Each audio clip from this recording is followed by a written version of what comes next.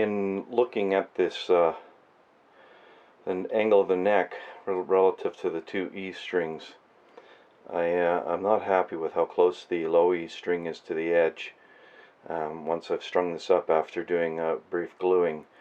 So I'm going to take the neck off again, and I'm going to show you a different method of doing this that I think might make some sense, because it avoids the need to put a hole in the fingerboard. So let's see how that works.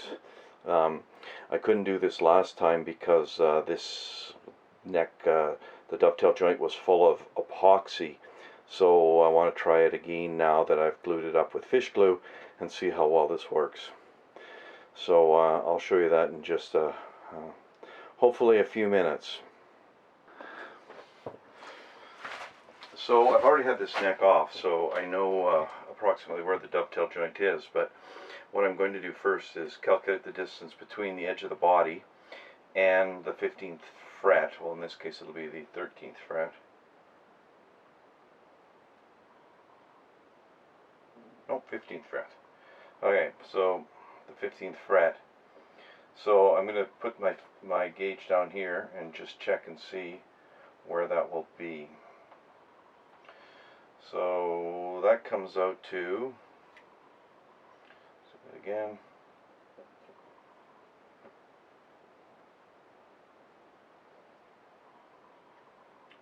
somewhere in the neighborhood of 625. That's the body, the depth to the 15th fret. And then what I'm going to do is I'm going to do the same thing over here. Go to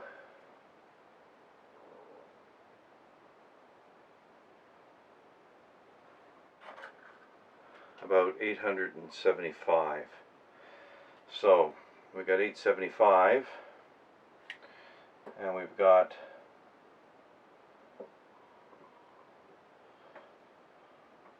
about 625. So that is going to be 1.5. So now what I'm going to do is I'm going to take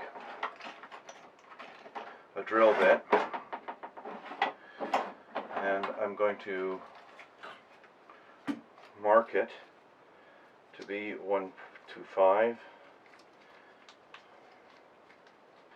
So it's 1.25. I just want to check my work here. Yeah, that's about right. So that is how deep we need the hole to be. So we certainly don't want it any longer than that.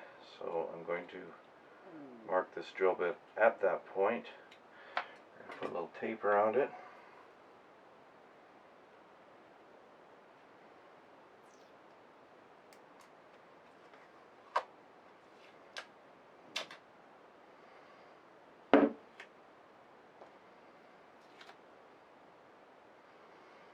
Try it again.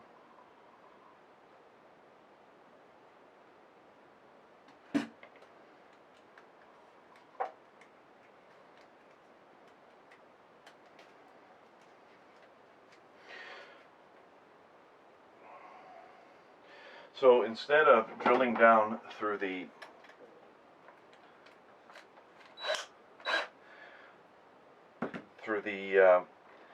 fingerboard, making holes in the fingerboard, what I'm going to do is I'm going to drill through the heel. And the idea behind this is that we have our dovetail here, or our heel here, and then we have a dovetail, and then we have a pocket. So as long as we make this drill hole deep enough to reach the pocket, we should be able to get steam into it.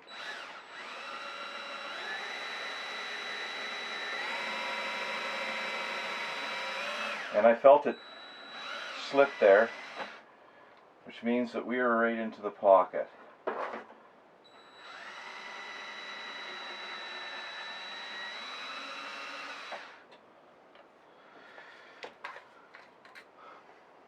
So then I'm going to wait for my steamer to heat up. It's just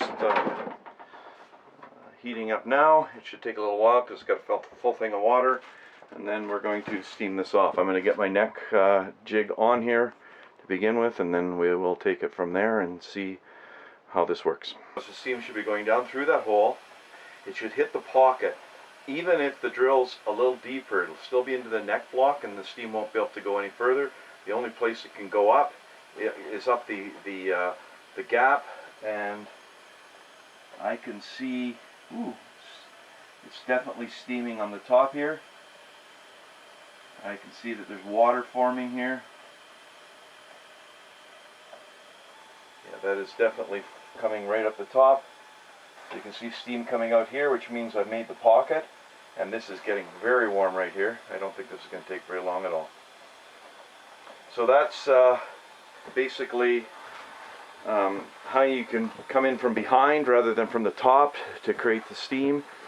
It has some advantages, the main advantage being that you do not have to put a hole into the fretboard. You don't actually even have to remove the fret. The disadvantage is that you are putting a hole in the heel. It is a little bit harder to control.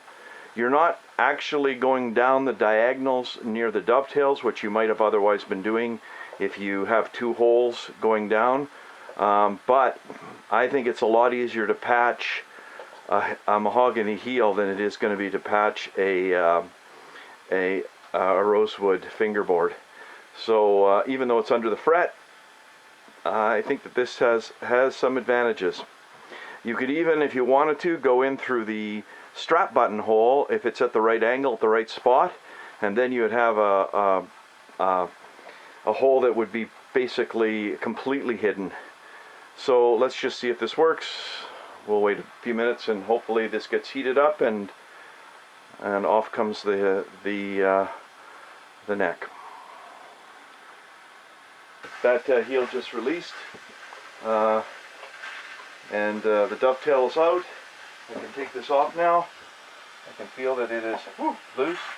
The fingerboard broke off, or the fingerboard extension broke off because it was so thin, but I'm going to fix that. There we go. So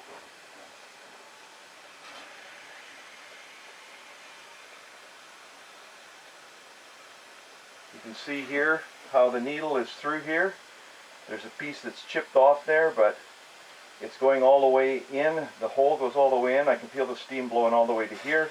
And there we've got a neck that is removed very easily with steam from below. This thing was so badly epoxied that this whole gap was full before. That was a huge problem.